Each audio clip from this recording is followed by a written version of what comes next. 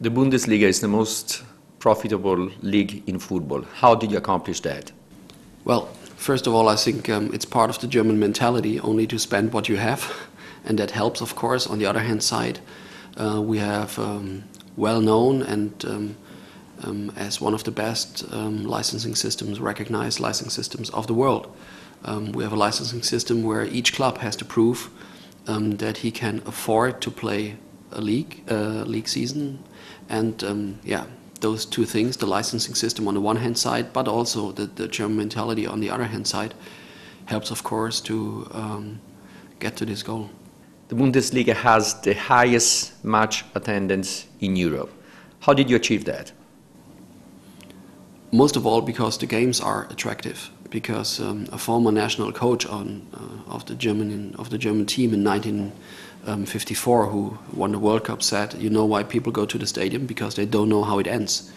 And the Bundesliga is the most unpredictable league, where a lot of decisions are made at the end of the season, and each team can beat each other. So this, of course, makes the game attractive. On the other hand side, we have, since the World Cup 2006, the most modern stadium infrastructure, and we have, relatively to other leagues, very low ticket prices, which makes it affordable. And a lot of clubs stop their season ticket sale so that families, fans, kids can see the team during one season.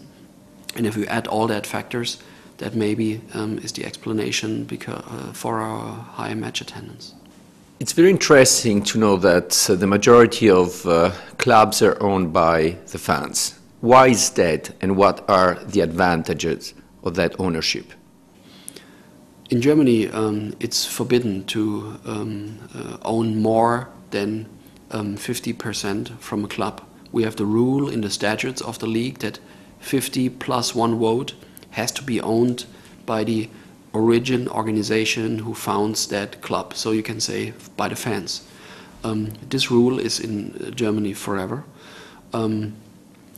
A lot of people say right now it is an advantage. A few months or a few years ago, people said that it's a disadvantage because we don't get money and we don't get investors and whatever.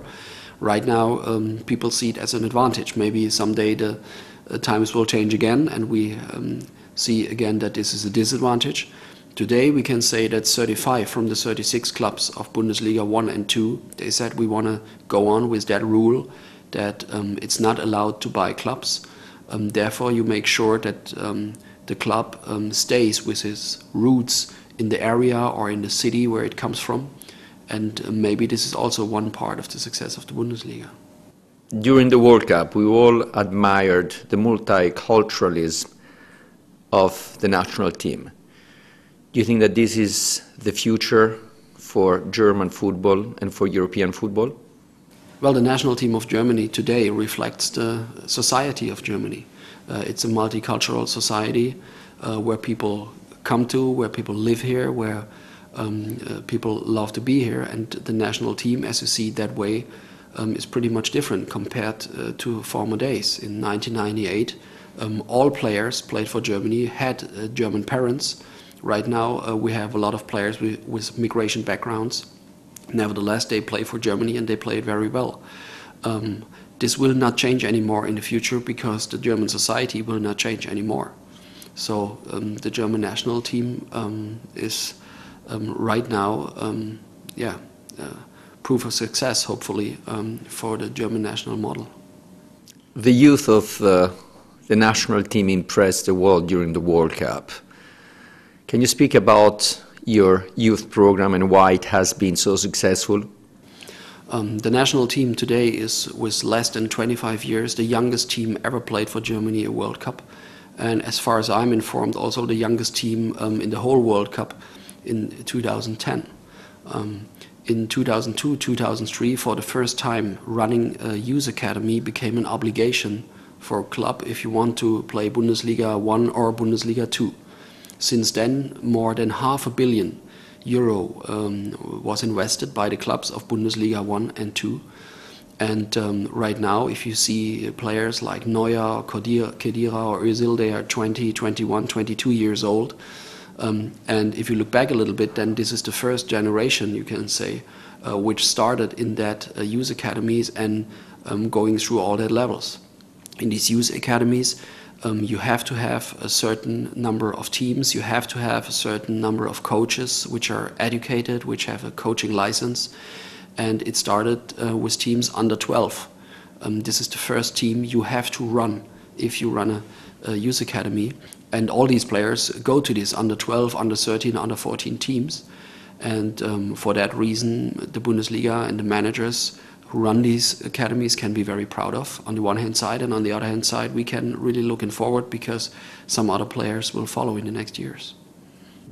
Unlike EPL, La Liga and Serie A, Bundesliga only has one internationally recognized team, Bayern München. Why is that, and how can you change this? Well, first of all, Bayern Munich has done a great job. They recognized much earlier than others that it's important to establish the brand outside Germany. In each decade, no matter if it was the 70s, the 80s, 90s, or then the year 2000, we had some other teams, like in the 70s, for instance, Borussia Mönchengladbach, or in the 80s, it was Cologne.